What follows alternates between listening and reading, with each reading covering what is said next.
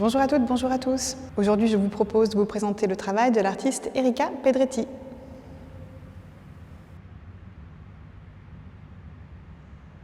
Erika Pedretti est une artiste tchèque, née en Moravie en 1930.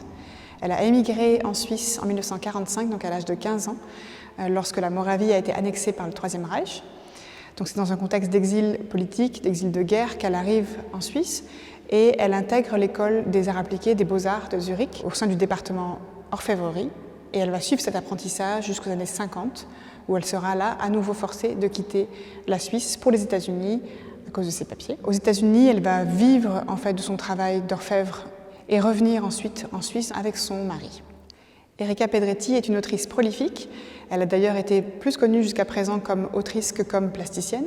Son travail littéraire, donc des romans, des essais, mais du travail radiophonique aussi, a été beaucoup diffusé, notamment dans les pays germanophones, donc en Suisse alémanique aussi. Toutes ces archives sont conservées aux archives littéraires suisses et ça a longtemps donc éclipsé sa production plasticienne qui fait l'objet de cette redécouverte dans l'exposition, notamment au MAMCO. Intéressant de voir, notamment dans les salles précédentes, que ce travail autographe, ce travail de manuscrit, il permet de lire la ligne, la graphie de l'artiste de manière très fluide avec son travail de dessin et de gravure qu'elle va pratiquer de manière indifférenciée. Il n'y a pas de cloisonnement entre ces pratiques. Et cette ligne, elle circule, elle est très... il y a une grande continuité voilà, entre son travail graphique dessiné et son travail graphique écrit. Elle va donc, comme je vous le disais, suivre cette formation en orfèvrerie. Elle va abandonner progressivement l'orfèvrerie à partir des années 60 au profit justement de son travail graphique, cette fois-ci dessiné, gravé. Et puis progressivement aussi, plutôt dans les années 70, un travail de sculpture, plus en volume, de plus en plus grand à mesure que les années passent et que les médiums évoluent aussi.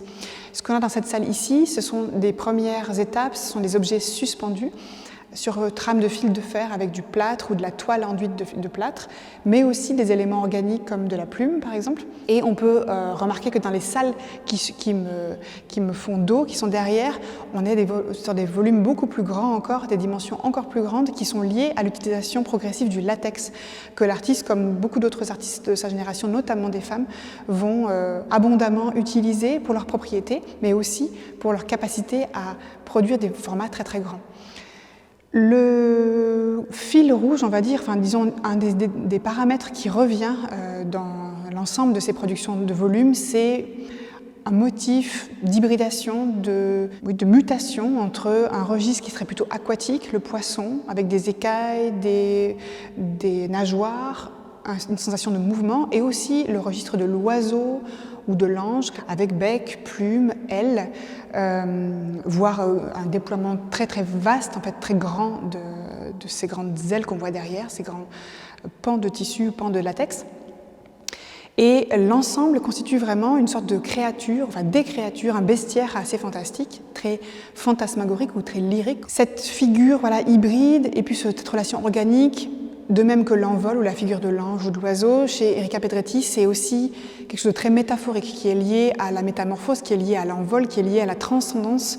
Et on peut relier ça aussi à sa trajectoire de l'exil, qui est extrêmement marquante pour elle, qui est déterminante pour les formes comme pour la pensée dans sa carrière. Cette sculpture, elle arrive plus tardivement, comme je disais, mais tout ce vocabulaire lié à l'organique, à l'hybridation, à ces motifs qui circulent dans son travail, dans son œuvre, c'est déjà présent, déjà en germe dès les années 50, même la fin des années 40, dans son travail d'orfèvrerie. Et c'est ce dont je voudrais vous parler plus spécifiquement maintenant, c'est ce qu'on peut voir dans les vitrines qui sont de part et d'autre de cette salle.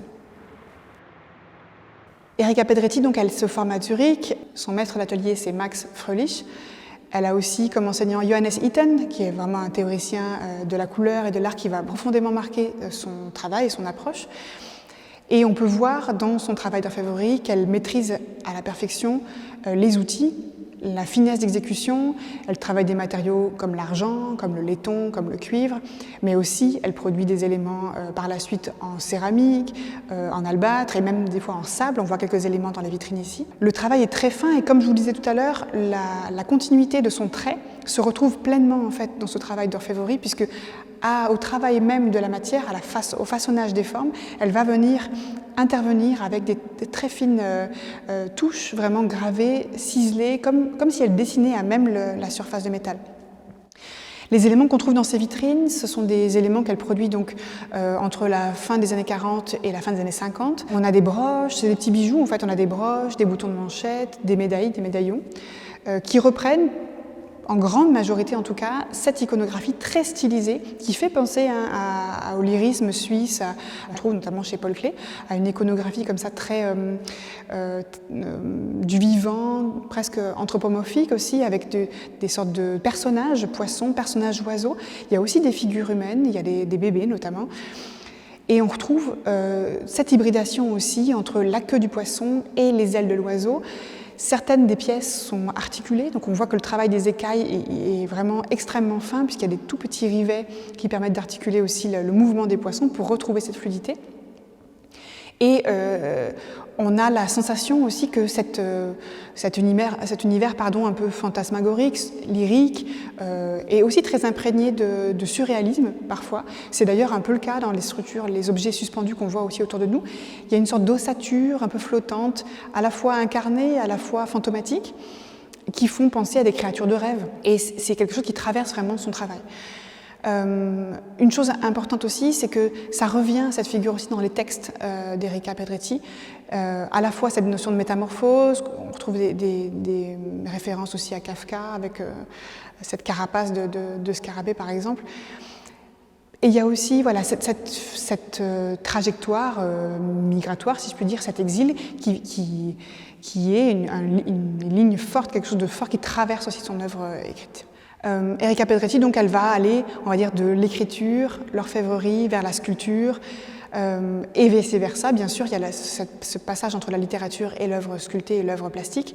Ce qui est intéressant aussi, c'est qu'elle vient du champ de l'art appliqué. Si vous repensez à des productions comme celle de Verena Lovensberg, par exemple, qu'on avait montré au MAMCO il y a peu de temps, qui avait fait elle aussi une école à Bâle, mais qui avait travaillé ensuite à Zurich avec le textile. Si vous pensez à Sophie Taube-Arp, si vous pensez à d'autres figures féminines comme ça, liées à l'école du Bauhaus, par exemple, on a historiquement cette très forte prégnance du champ de l'art appliqué, de l'art and craft, vers une production des beaux-arts. Et dans le cas d'Erika Pedretti, comme dans le cas de beaucoup d'autres artistes de cette génération-là, il y a une vraie porosité entre les deux et ça nourrit continuellement son approche.